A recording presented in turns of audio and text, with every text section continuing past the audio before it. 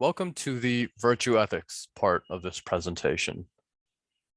This is done by myself, Zaid Badager, Rayhan Khan, and Megha Kelki. So what is virtue ethics? Virtue ethics differs from other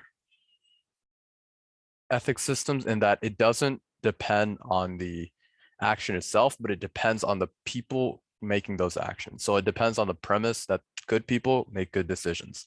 It focuses on developing good character virtues, and the better your character is, the better the decisions you make will be, and the better your acts will be.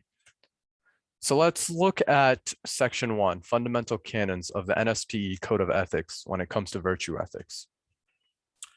Hold paramount the safety, health, and welfare of the public.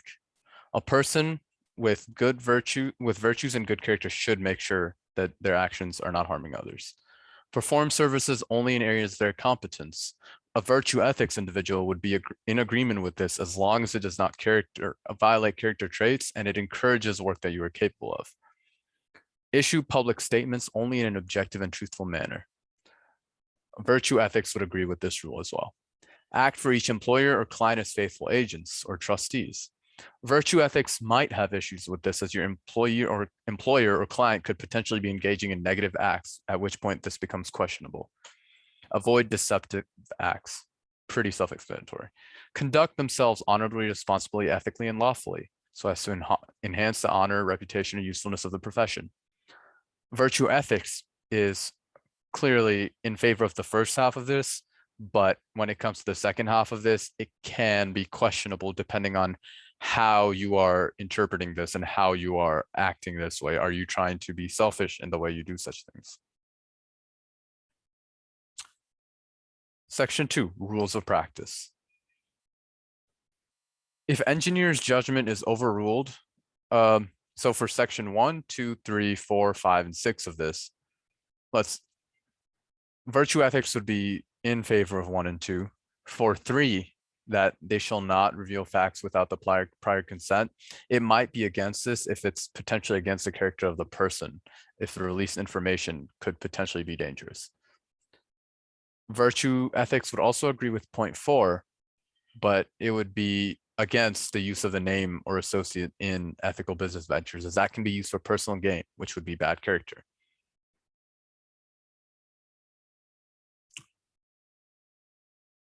For number 6, it depends on the violation, because if virtue ethics is against a certain section of the code, it will be against engineers being required to report such a section violation.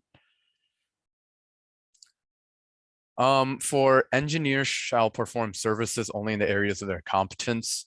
Virtue ethics should seemingly have no issue with any of these, as they are all fitting of character traits such as integrity and honesty. Engineers shall issue public statements only in an objective and truthful manner. Virtue ethics would have no issue with this either, as these are also adhering to honesty and ambition, all character traits. Engineers shall act for each employer or client as faithful agents or trustees. For part 1 of this, virtue ethics would say this depends on if they say this out of laziness or if they actually have such factors that influence the judgment or the quality of their services.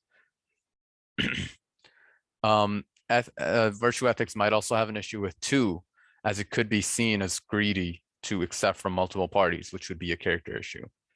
It would have no issues with 3 and 4, but it might disagree with 5, because the contract is not necessarily in bad faith just because their principal of an officer of their organization serves as a member on the governmental body. That does not necessarily mean the contract is in bad faith, so it isn't necessarily a breach of character.